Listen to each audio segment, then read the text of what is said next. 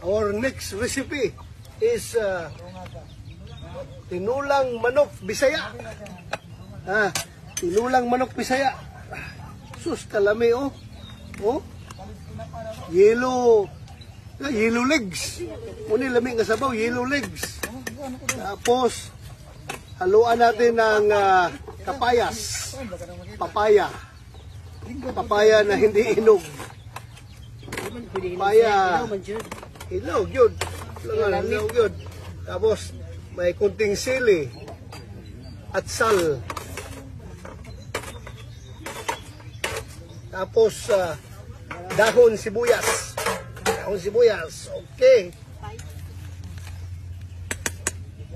Tabunan natin, tapos maya-maya, ilagay natin yung malunggay para hindi ma-overcook ang malunggay. Maya-maya, ilagay natin yung malunggay.